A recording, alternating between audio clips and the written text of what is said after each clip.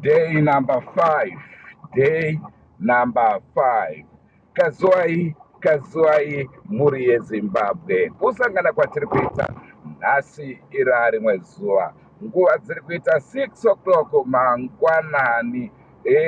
Vazhinji munogona kutozoona vhidhiyo rino kuma 11. Asi chandingade kukuzivisai ndechekuti mukatarisa kuruboshwe uko pa screen muchaona kuti inguvai yatatora vhidhiyo irori ramuri kuona. Chinonetsa ndechekuti wifi ine dambudziko. Hamene zvavari kutiitira masaisai ivo vemasaisai nekuti anononoka kufambisa kunonzi kuuploada mavhidhios kunotora nguva zvikuru. Zvinoita kuti vhidhiyo ranga tangafanira kupai kuseni munozorwana patodarika hours zvakati naizvozvo ndonhau iripo. Day number 5. Tiri kupinda muHarare tati tiuye kukarike kuseni mabuja muri seko kwamutoko. Tati tipinde karike kuseni tione kuti makamira sei muguta reHarare. Asi sezvamuri kuona motokari already dziri kuma6 kudai, motokari dzatozara, motokari dzakutopinda muguta. Naizvozvo tichakupai zvakare update kuti zvakamira sei muguta guru city center muCBD momo. Tonoti zvakamira sei, vanhu vaenda here kumabasa kana vana. Asi kana zvatiri kuona muna Bulawayo Road zvine chekuita nenhoroondo yacho yese anza tinenge tatoiona kare kuti zvakamira sei. Rangu zita ndinonzi Andrew Neshamba. Senguva dzese kamuri yeZimbabwe tinokukurudzirai kusubscribe kuDrumas Media. Drumas Media taking you to another level.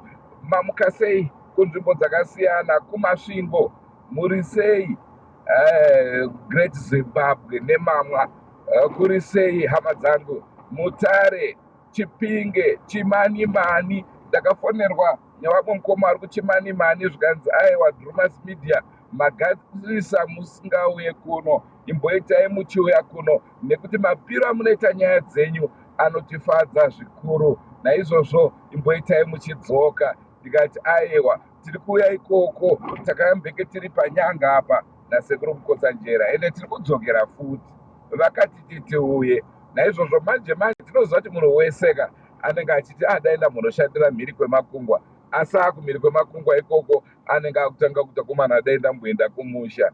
Kumusha zvandirangaridza rimwe gore randakambogara kunze kwenyika, handisina hangu taura kuti kupi. Munoziva zvaiitika ndizvokuti tiri muno muZimbabwe taiselecta music chiti hai handiridze wakunze uko wese angoti ngerere neshona, unenge uchiteera chete uchida kunzwa kuti ari kuimba kuti chii. Zvinenge zvikakufungisa kumusha plus makuriro atakaita iwayaka.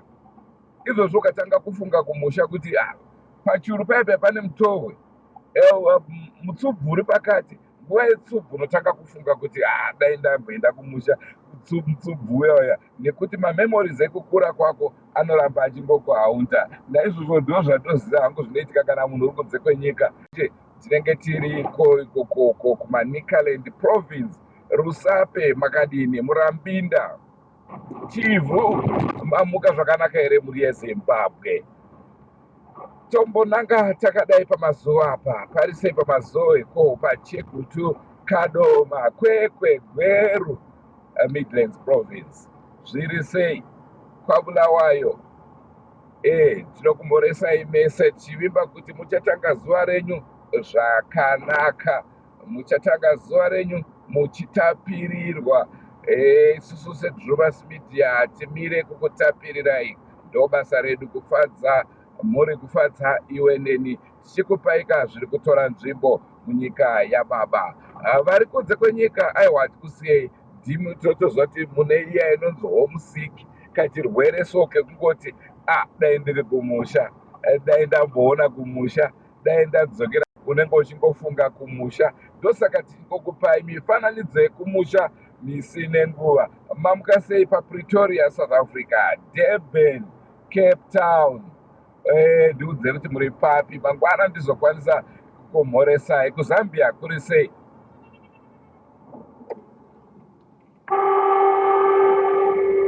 KuZambia muri sei? Maona ka vanhu vanomuka vaine hope vachingopinda mumigwagwa kuda kungokanganisa kufamba kwakanaka. Unoona tsaona inoitika nguva ini ushaudza kuti tsaona yaitika sei? Iri nyaya yevanhu vanenge vakadhakwa ivava, vanenge vasina kurara kudzimba dzavo. Unotoshaudza zviri kumbofamba sei? Nhasi tati day number 5. Ndanga ndiri kumhoresaka vanhu kuMozambique muri sei? EkuSouth Africa. KuMozambique kwacho handikanganwe zvakare vari kuMajamendo. Hava dzangu dziri pamajamendo, mukumbura border post kurushinga uko zviri sei?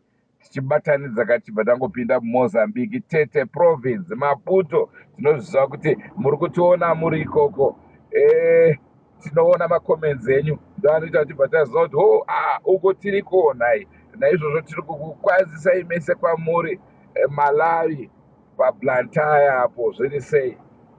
Zambia, ndikangota zveZambia ndobva ndafunga imwe timu yebhora, so ndingada kutaura nezvazvo zvakawandisa zvandingade kutaura pamusoro peZambia. Tapinda muguta guru reHarare, kuseni kauko 8 minutes past 6.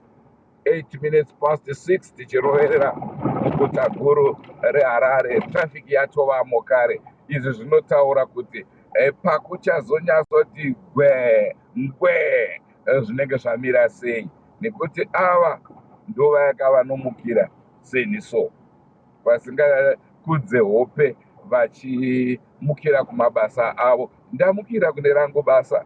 Tirimo muguta guru reHarare. Vanhu ndofunga makutovaona vari kufamba zvachatochaya, so saka ndofunga nhasi kana pasina zvimwe zvataurika could be our last day rekukupai update, nekuti update inenge yakungoda kuramba ichitidzosera a normal day every day.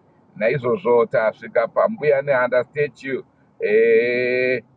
Muri sekuona kwamuri kuita trafiki nevanhu vava kutofamba. Vemabhero vedzifodya vabva kunotengesa dzifodya tiri kuvaona. Kunoziva kuti pane dzimwe nguva dzekuzvimakisa nesitepi yaunenge uchifamba nayo muguta. Tinobva takwanisa kuziva kuti iwewe wabva kumvurwa, iwewe nguva yekutengesa fodya iwewe, nemapfekero aunenge wakaita. Kufara hako mhuri yeZimbabwe, asi hazvinetse kuziva izvozvo. Day number 5.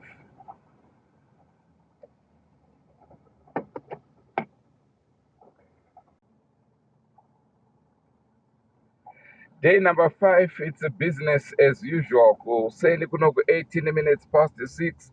Migwagwa yatozara kare.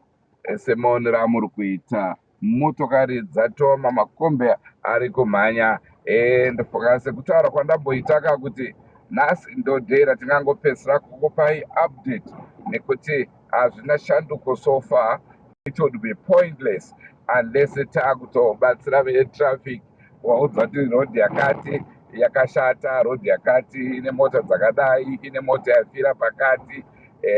Otherwise pasina izvozvo, aiwa mugwagwa yedu iri kutoratidza kuti vanhu vari kuenda kumabasa, vanhu vari kuenda kubasa as usual. Naizvozvo ndofunga ndozuva ratingangotiwo iri ndo ratapedzisira kukupai update, unless if there are significant